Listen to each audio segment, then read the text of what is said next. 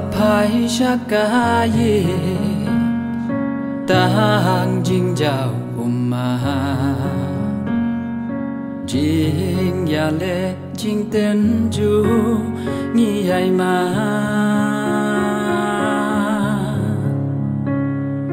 ngim ya long shu ka we ban shakri yutrai la tem rao da rong pong per te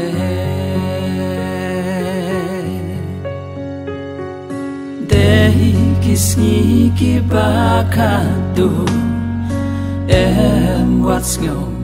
la ying kristan ki kambang yas ngom pa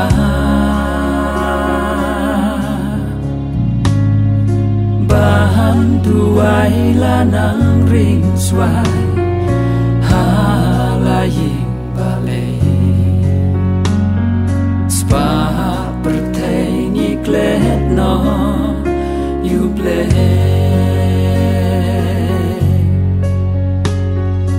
kun kia halaka mo em kim don ring ka umat amanu ket panya shaiki para bat kimen jongi shaipa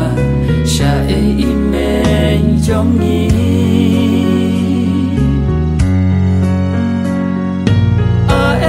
don hak jahat kadik na kadon tangka meri tuyam yalade na barki kun jompi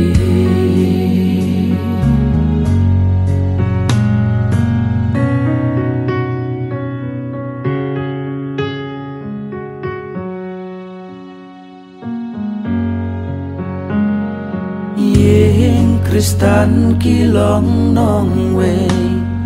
ya kaying mani ngi ai be sharong pong pen tha me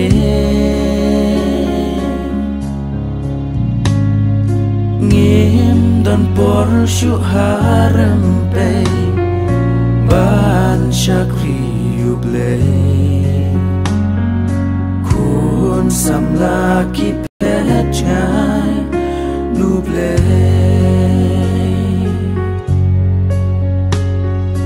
loy pen be yala kai snap ong putra shaying mani koko wan pa shaiki para bat kimen jongi shaipa shaimen jongi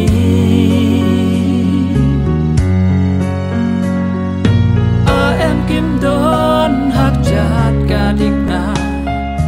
kadon tangka meri tuyam yalade na barki kun jompi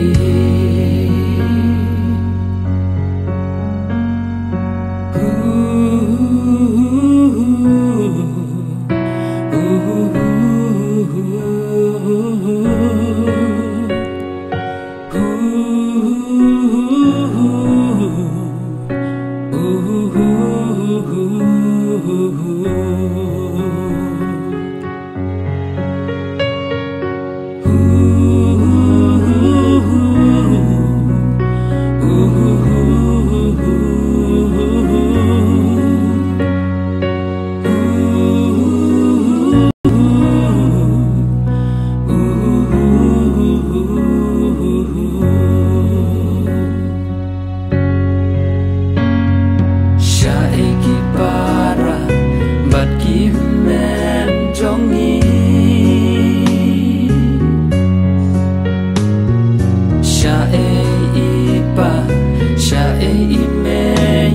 ngi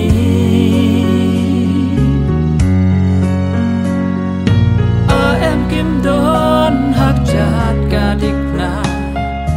ka don tang ka meri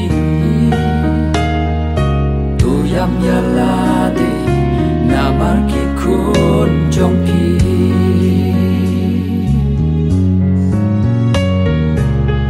em kim đón hak chat ka dik na ka don tang ka meri tu yam ya la de na mar ki khun jong pi